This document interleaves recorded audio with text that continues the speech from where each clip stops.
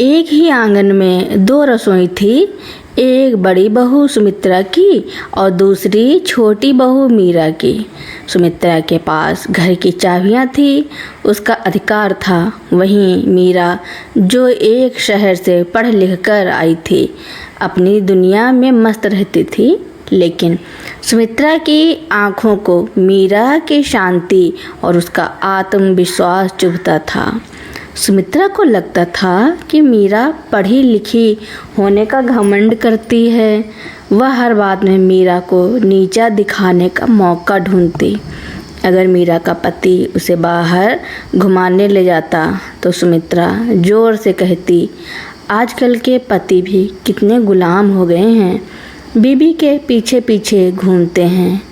अगर मीरा सलीखे से कपड़े पहनती तो सुमित्रा कहती, जैसे कोई फैशन शो में जा रही हो, घर की मर्यादा का कोई ख्याल ही नहीं। मीरा चुप रहती। उसे पता था कि सुमित्रा का स्वभाव ऐसा ही है।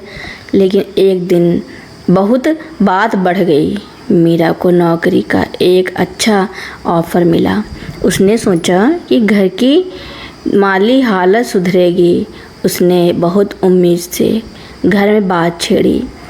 सुमित्रा ने तंज कसते हुए कहा, बड़ी आई नौकरी करने वाली, यहाँ घर संभालना मुश्किल हो रहा है और उसे बाहर की पड़ी है। कल को पैसा आएगा तो सिर पर चढ़कर बोलेगी। सास ने भी सुमित्रा का साथ दिया और मीरा को काम पर जाने से मना कर दिया गया। मीरा का दिल टूट गया। वह रात भर रोई। उसके पास डिग्री थी, हुनर था, लेकिन वह घर की चार दीवारी में कैद थी। कुछ महीने बीते। घर के बड़े बुजुर्गों की तबीयत अचानक बिगड़ने लगी। सुमित्रा, जो अब तक घर की सर्वे सर्वा थी, घबरा गई। अस्पताल के भारी भरकम बिल की दवाइयाँ और भाग दौड़। सुमित्रा अकेली पड़ गई। उसके अपने बच्चे अभी छोटे थे और पति कामकाज में व्यस्त थे। तभी मीरा आगे आई। उसने न सिर्फ अपनी बचत के पैसे सुमित्रा के हाथ में थमा दिए, बल्कि पूरी जिम्मेदारी अपने कंधों पर ले ली। वह दिन रात अस्पताल में सेवा करती, फाइलों को संभालती और डॉक्टर से अंग्रेजी में बात करके सही सलाह लेती। एक रात जब अस्पताल के कॉरिडोर में सुमित्रा बैठी रो रही थी, मीरा ने उसके कंधे पर हाथ रखा। सुमित्रा की आंखें शर्म से झुक गईं। उसने मीरा को सालों तक जलील किया था, पर आज वही मीरा उसकी ढाल बनी थी। सुमित्रा फुसफुसाई, मैंने तुझे कितना दुख दिया मीरा, तूने ऐसा क्यों किया? मीरा ने धीरे से मुस्कुराते हुए कहा, दीदी, घर का कोई भी सदस्य जब मुसीबत में होता है तो वह बड़ी बहू या छोटी बहू नहीं होता, वह सिर्फ परिवार होता है। आज आप परेशान हैं, कल को मैं भी हो सकती हूँ। हम अगर एक दूसरे के लिए नहीं खड़े होंगे तो फिर हमारा है ही कौन? उस दिन सुमित्रा को समझ आया कि उसने अब तक क्या खोया था। मीरा की सादगी में कोई घमंड नहीं था, बल्कि वह घर को जोड़ना चाहती थी। सुमित्रा ने न केवल मीरा को नौकरी के लिए सहमति दी, बल्कि पूरे परिवार के सामने कहा, मीरा सिर्फ बहू नहीं, इस घर की ताकत है। मैंने अपनी जलन में एक अच्छी बहन खो दी थी, अब नहीं खोऊंगी। धीरे धीरे घर का माहौल बदला। सुमित्रा अब मीरा को रोकती नहीं, बल्कि उसके करियर के लिए प्रोत्साहित करती।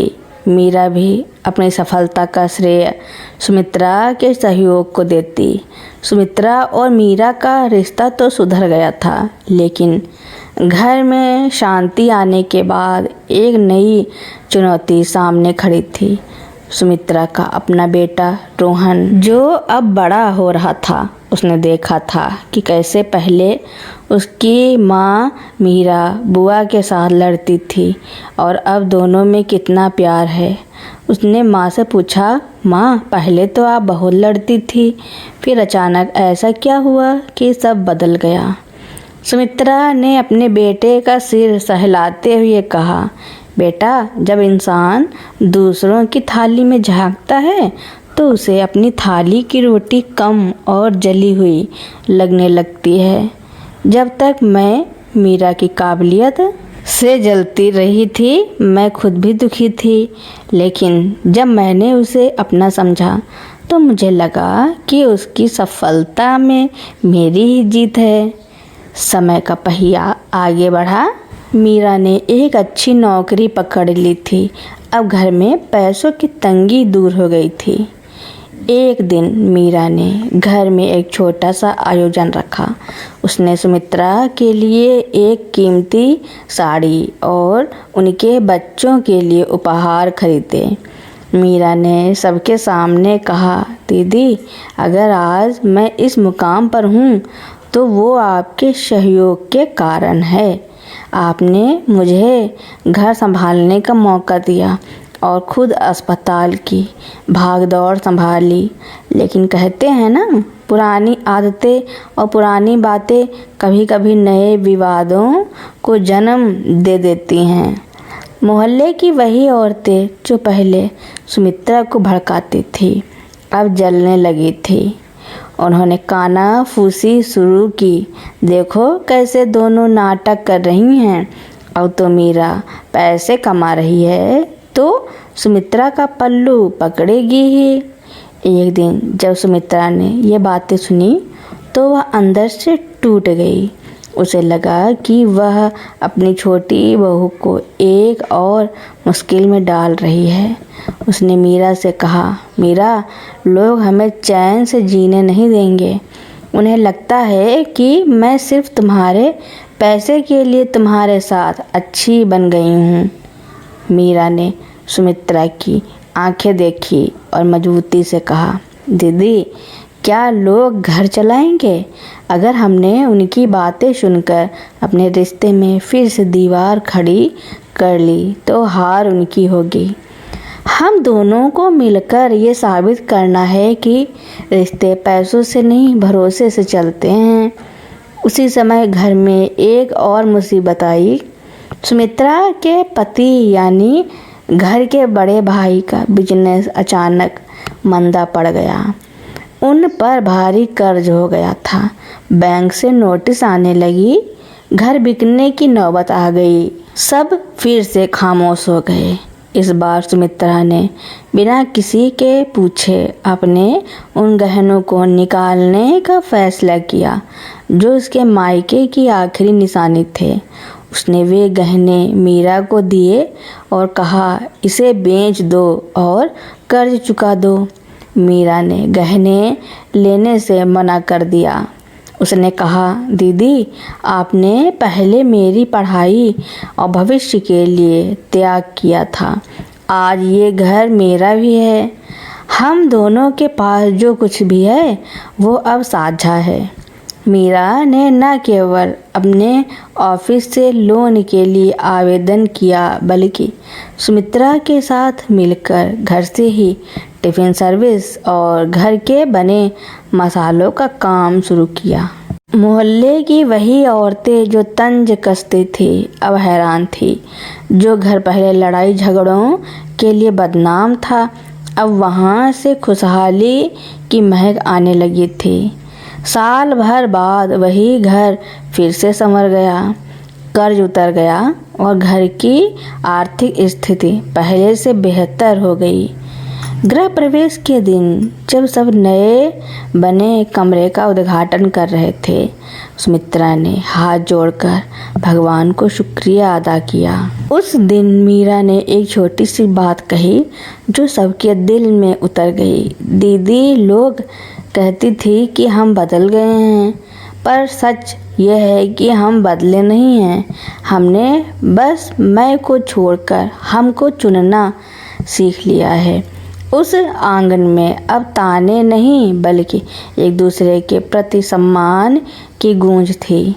रश्मि और पूजा की तरह ही सुमित्रा और मीरा ने भी साबित कर दिया कि अगर नीयत साफ हो तो जलन की आग खुद ब खुद राख हो जाती है। कुछ सालों बाद रोहन को विदेश में स्कॉलरशिप मिली। परिवार के लिए यह गर्व की बात थी, लेकिन उसकी पढ़ाई और रहने सहने का खर्च बहुत ज़्यादा था। घर की आर्थिक स्थिति बेहतर तो हुई थी, पर इतनी नहीं कि एक साथ इतना बड़ा बोझ उठा सके। फिर से वही पुराना डर सुमित्रा के मन में आया। क्या अब मीरा मदद करेगी? क्या वह शानवी की बचत के पैसे रोहन की पढ़ाई में लगाने को कहेगी?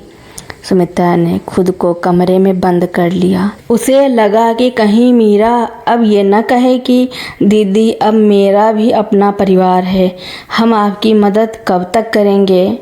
सुमित्रा के मन में शंकाओं के बादल मंडराने लगे। तभी मीरा कमरे में आई। उसके हाथ में एक फाइल थी। सुमित्रा ने घबराकर पूछा, क्या हुआ मीरा, कोई परेशानी है क्या? मीरा ने मुस्कुराते हुए फाइल सुमित्रा के हाथ में दी।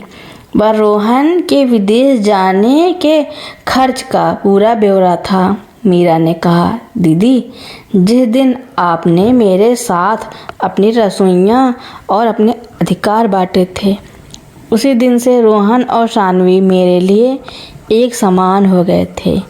शानवी की आगे की पढ़ाई के लिए जो फंड मैंने और आपने मिलकर बनाया था, उसमें से आधी राशि रोहन की पढ़ाई के लिए निकाल दी है। सुमित्रा की आंखों से आंसू छलक पड़े। उसे अपनी पुरानी सोच पर बहुत शर्मिंदगी महसूस हुई। उसने रोते हुए कहा, मीरा, मैं तो सोच रही थी कि शायद अब तू मुझे मना कर देगी। मीरा ने सुमित्रा का हाथ थामे और कहा, दीदी, जलन ने हमें बहुत समय तक अंधेरे में रखा, अब हम रोशनी में हैं। रोहन की सफलता का मतलब है हमारे पूरे परिवार की सफलता। रोहन जब विदेश गया तो उसने जाने से पहले अपने बड़े पापा और मीरा बुआ के पैर छुए। उसने कहा, बुआ, आज अगर आप और मम्मी साथ ना होती तो मेरा सपना सिर्फ एक सपना ही रह जाता। शानवी ने जब पढ़ाई पूरी की और उसने एक बड़े प्रोजेक्ट पर काम शुरू किया तो उसे भी एक समय आया जब उसे किसी बड़े निर्णय के लिए अनुभव की ज़रूरत थी। सुमित्रा, जो कभी घर की चार दीवारी में सीमित थी, अब अपने अनुभव और धैर्य से शानवी की मार्गदर्शक बनी। उस दिन आंगन में बैठकर सुमित्रा और मीरा चाय पी रही थी। बगल में शानवी अपनी लैपटॉप पर काम कर रही थी। शानवी ने अचानक कहा, माँ, दादी, सुमित्रा, आप दोनों की कहानी मुझे स्कूल में एकता की शक्ति के रूप में पढ़ानी चाहिए। दोनों हंस पड़ी।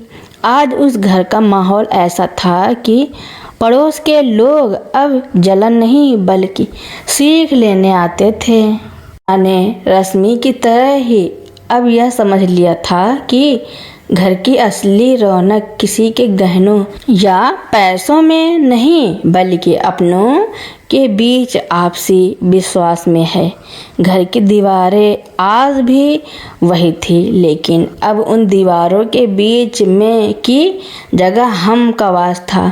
वे दोनों समझ चुके थे कि रिश्तों की खूबसूरती इस बात में नहीं है कि आप कितने सही हैं, बल्कि इस बात में है कि आप एक दूसरे को कितना संभालते हैं।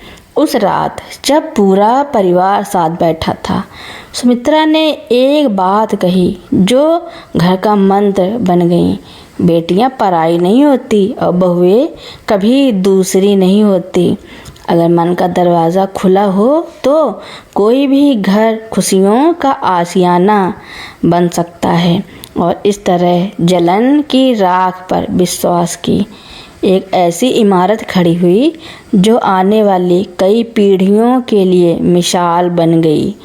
तो दोस्तों, मेरी कहानी सुनने के लिए आपका बहुत बहुत धन्यवाद। ऐसी ही नई नई कहानियाँ सुनने के लिए मेरे चैनल को लाइक, कमेंट, शेयर, सब्सक्राइब एवं बेल आइकन का बटन दबाना ना भूलना, ताकि मेरी नई नई कहानियाँ आप लोगों तक पहले ही पहुँचती रहें।